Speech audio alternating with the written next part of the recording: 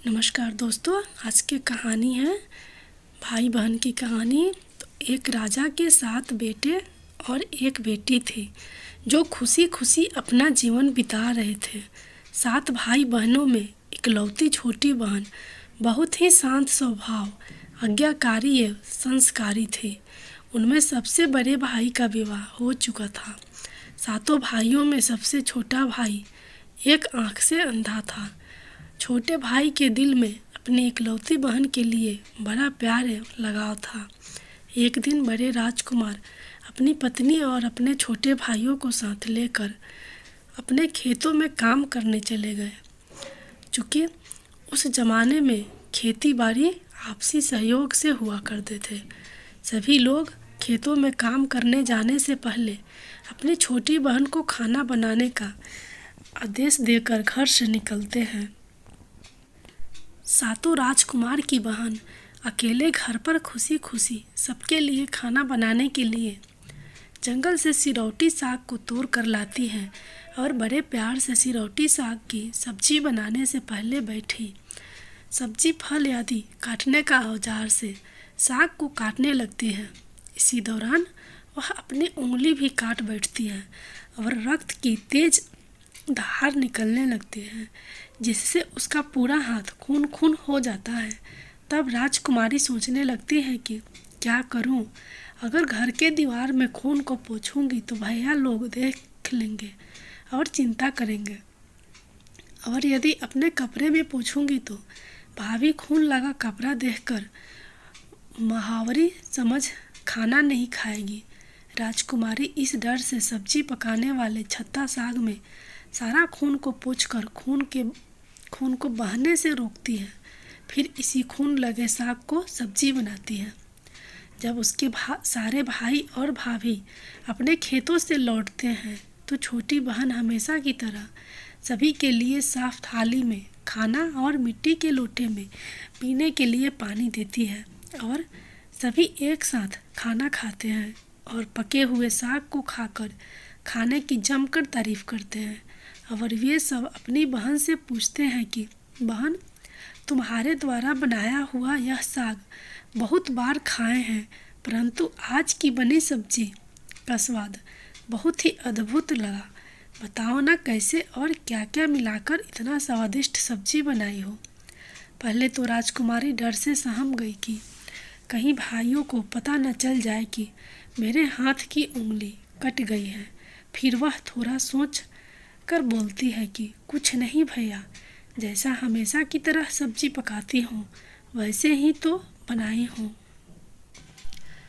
राजकुमारी अगले दिन 7 भाइयों के अनुरोध पर फिर से एक बार वही छाता साग की सब्जी बनाती है, परंतु भाइयों को पिछले दिन के जैसा स्वाद नहीं मिलता। फिर ऐसा ही अनुरोध 3-4 बार हुआ, लेकिन खून लगे साग का स्वाद उनके मन मस्तिष्क से उतर ही नहीं रहा था। असलियत जानने के लिए जिज्ञासावश 7 भाई और भाभी ने उससे उस दिन के खाना बनाने का तरीका जानने का जिद करने लगे। मजबूरन राजकुमारी को सारी घटना बतानी पड़ी। सच्चाई मालूम होने पर 5वां भाई, जो बहुत ही लालची किस्म का था, उसने बाकी भाइयों से कहा कि बहन का खून इतना स्वादिष्ट लगा तो इसका मांस कितना स्वादिष्ट होगा। यह बोलकर सभी भाइयों के बीच चर्चा करने लगता है। सबसे छोटे भाई को छोड़कर बाकी भाइयों ने राजकुमारी को मारकर उसका मांस खाने का राजी हो गए थे। मांस खाने की सोचकर उन सभी के मुंह से लार टपकने लगता है। भाइयों के मन में स्वादिष्ट खाना खाने के लिए वे कितना लालची बन गए, इसका अभ्यास राजकुमारी को हो गया कि किस प्रकार उसके भाई उनकी मांस खाने की लालसा रखते हैं।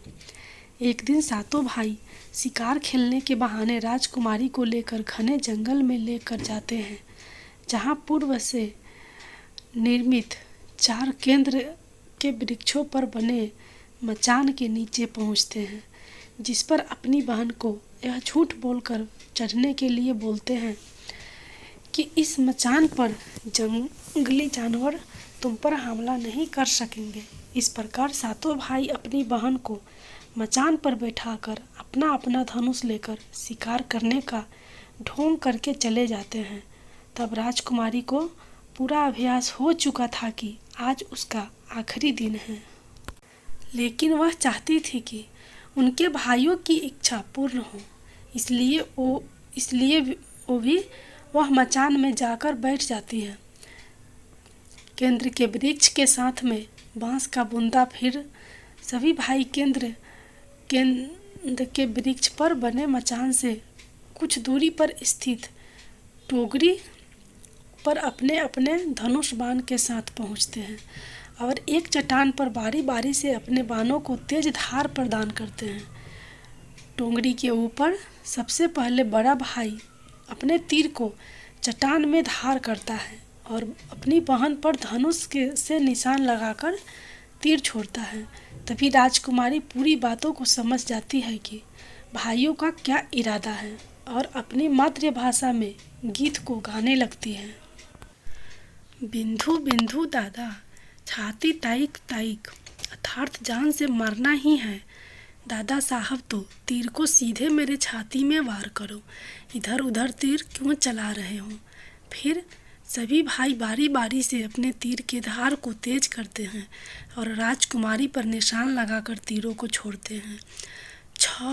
छह भाइयों का निशान खाली जाता है और सातवां भाई जो सबसे छोटा था वह तीर चलाने से इनकार कर देता है, क्योंकि उसे अपनी छोटी बहन से बहुत लगाव था और धनुष बाण चलाने में सातों राजकुमार में सबसे निपुण था। चट्टान में धार किए गए तीरों के निशान राजकुमारी जानती थी कि उनके सातों भाइयों में सबसे छोटा भाई दादा बाकियों की तरह लालची नहीं है। 6 भाई छोटे भाई पर पूरा दबाव डालते हुए आदेश देते हैं कि अगर वह तीर नहीं चलाएगा तो बहन की तरह उसे भी मार देंगे। फिर छोटा राजकुमार उदास मन के साथ तीर को थोड़ा ही धार कर दूसरी दिशा में तीर को छोड़ने की कोशिश करता है और तीर को धीरे से छोड़ता है। राजकुमारी हर बार की तरह इस बार भी वही गीत गाती है, बिंदु बिंदु दादा, छाती तैक तैक। इतने में छोटे भाई का तीर सीधे राजकुमारी के सीने को भेद देता है और राजकुमारी की आत्मा शरीर से अलग हो जाती है और उसकी आत्मा उसी स्थान पर भटकने लगती है। तभी वह देखती है कि उसके शरीर का मांस खाने के लिए उसके भाई कैसे लालच करते हैं और सबसे छोटे राजकुमार को जबरदस्ती मार पीट कर उसके शरीर को काटने का आदेश देते हैं। बहन के मांस को पकाने के लिए बहुत सारी सूखी लकड़ी लाने के लिए छोटे राजकुमार को जंगल भेजा जाता है। छोटा भाई जंगल में खोज खोज कर ढेर सारा लकड़ी जमा करता है और सोचता है कि कैसे इतना सारा लकड़ी को ले जाऊंगा। दादा जो रस्सी दिए हैं वो भी 7 टुकड़ों में दिए हैं। उन्हें जोड़ने पर यह रस्सी इन लकड़ियों को नहीं बांध पाएगा। देर होने के डर से राजकुमार उदास होकर रोने लगता है और उसके आंखों में आंसू धरती में गिरने लगता है। वह अपनी बहन को याद करके रो ही रहा होता है कि तभी एक नाग देवता वहां आते हैं और पूछते हैं कि क्यों रो रहे हो राजकुमार। वह इधर उधर देखता है किंतु कोई भी नज़र नहीं आता है। फिर राजकुमार को नाग देवता दिखते हैं और राजकुमार नाग देवता को अपनी पूरी अपबीती सुनाते हैं।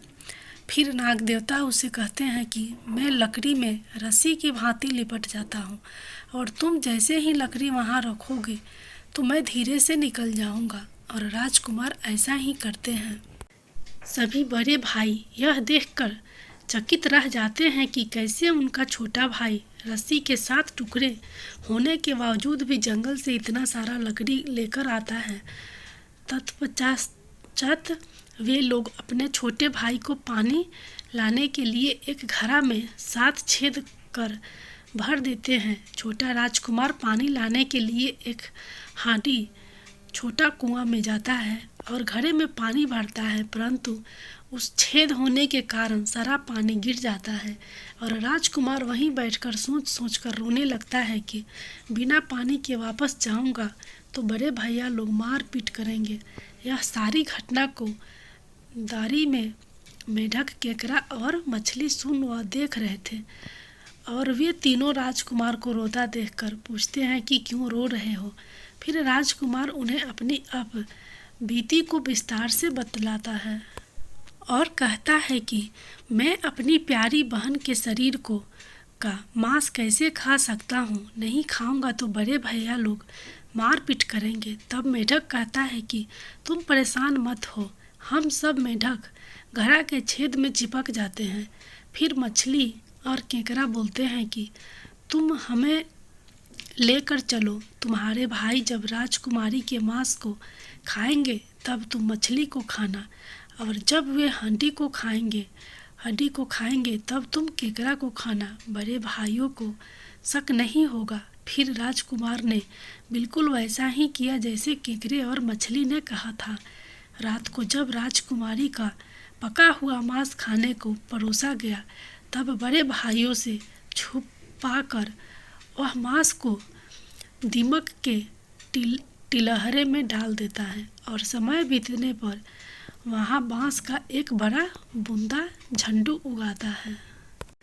इस घटना के बरसों बाद एक भीख मांगने वाला जोगी उसी बसौदा के पास से गुजर रहा था और वह सुंदर सुंदर बांसे के बूंदा को देखकर सोचता है कि अगर इतने सुंदर बांस से केंद्रा वाद्ययंत्र बनाया जाए तो कितना सुरीला धुन निकलेगा।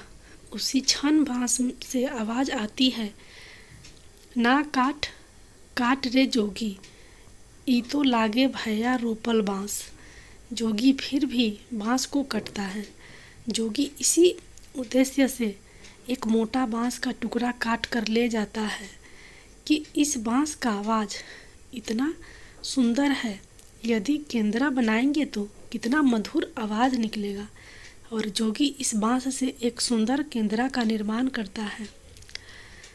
इस केंद्रा से इतनी मधुर ध्वनि निकलती है कि जोगी जहाँ जहाँ भी इसे बजाता है, इसकी ध्वनि से लोग मंत्रमुग्ध हो जाते थे। एक दिन जोगी घूमते घूमते बड़े राजकुमार के घर पहुंचता है और अधिक धन के लालच में जोगी जोर जोर से केंद्रा बजाना शुरू करता है, परंतु इस बार केंद्रा का मीठा सुरीला स्वर कर्कश हो जाता है और जब भी जोगी कुछ नया धुन बजाने की कोशिश करता है, बार बार एक ही धुन निकलता है, ना बाज रे केंद्रा, ये तो लागे मोर दुश्मन का घर। बार बार यही धुन निकलने पर बड़ा राजकुमार मार पीट कर जोगी को अपने घर से भगा देता है। ऐसे ही घूमते घूमते जोगी हर भाई के घर जाता है, लेकिन हर बार की भांति वही धुन, ना बाज रे केंद्रा, ये तो लागो मोर दुश्मन का घर बजता है। यह धुन सुन सारे भाई जोगी को डांट डपट कर भगा देते हैं। सबसे अंत में जोगी छोटे राजकुमार के घर पहुंचता है। छोटे भाई के घर के आंगन में प्रवेश करते ही केंद्रा खुद ही बजने लगता है, जोर जोर से बजा रे केंद्रा, ये तो लागो मोर छोट भैया का घर। बड़ा ही मधुर मीठे स्वर का धुन सुनकर छोटा राजकुमार चंद्राकर मोहित हो जाता है और यह धुन सुनकर छोटे राजकुमार से रहा नहीं गया और जोगी से केंद्रा की मुँह मांगी सोने की मोहरें देकर उसे खरीद लेता है तथा जोगी को अच्छे से मेहमान नवाजी कर अच्छे से विदा कर दिया जाता है। धीरे धीरे समय भी बीतता है और छोटे राजकुमार अपने काम से कुछ दिनों के लिए बाहर जाते हैं। जब वह वापस लौटते हैं तो देखता है कि उसका कमरा बहुत सुंदर ढंग से सजा हुआ है और घर के सारे बर्तन अच्छे तरीके से रखे हुए हैं। तब छोटा राजकुमार सोचता है कि हमेशा मेरे कमरे की साफ सफाई घर के नौकर करते हैं, लेकिन कभी भी इतना सुंदर सजाया नहीं गया है। फिर राजकुमार अपने नौकरों से पूछताछ करते हैं कि मेरे कमरे को इतना सुंदर किसने सजाया है। नौकरों के मना करने पर राजकुमार सोचते हैं शायद कोई भाभी आई होगी और मेरे कमरे को सजा कर गई होगी। जब भी राजकुमार घर से बाहर काम के लिए जाते, यही घटना हर बार देखने को मिलती और लगातार होने के कारण राजकुमार के मन में जानने की जिज्ञासा उमड़ने लगी कि आखिर मेरे घर को इतना सुंदर से कौन सजावट करता है। वह अपने भाइयों तथा भाभियों से भी पूछता है और वे लोग भी सजावट करने की बात से साफ मना कर देते हैं। एक दिन राजकुमार सच्चाई पता लगाने के लिए किसी काम का बहाना कर बाहर जा रहे हैं, बोलकर निकलते हैं और छुपकर पुनः वापस आकर अपने कमरे में रखे खजूर के गोल मोड़े हुआ चटाई के अंदर छुप जाते हैं। कुछ समय इंतजार के बाद राजकुमार देखते हैं कि एक खूबसूरत सी लड़की केंद्रा से निकलकर कमरे के अंदर आती है और सारे कमरे की साफ सफाई कर वापस उसी केंद्रा में समा जाती है। यह देख राजकुमार की आंखें खुली की खुली रह जाती हैं, चूँकि उस लड़की की शक्ल राजकुमार के छोटी बहन के जैसे ही होती है। राजकुमार अगले दिन फिर से एक बार उसी प्रकार छुप जाते हैं और जैसे ही वह सुंदर लड़की पूरे कमरे की साफ सफाई का काम खत्म कर वापस केंद्रा में जाने वाली होती है, तब छोटे राजकुमार उस लड़की का हाथ पकड़ लेते हैं और तुरंत केंद्रा को जला देते हैं, जिसके बाद वह लड़की हमेशा के लिए मानव रूप में परिवर्तित हो जाती है और दोनों भाई बहन खुशी खुशी अपना जीवन जीते हैं। आज भी हर गांव में आषाढ़ी पूजा के दिन बकरा कटता है और पूरे गांव के घरों में प्रसाद स्वरूप बकरा का मांस खाया जाता है और सतबैनी नामक पूजा स्थान पर वहीं सरौटी साग को चढ़ाया जाता है। दोस्तों, अगर आपको यह वीडियो पसंद आई हो तो हमारे चैनल को सब्सक्राइब करें एंड वीडियो को लाइक एंड शेयर ज़रूर करिएगा। धन्यवाद।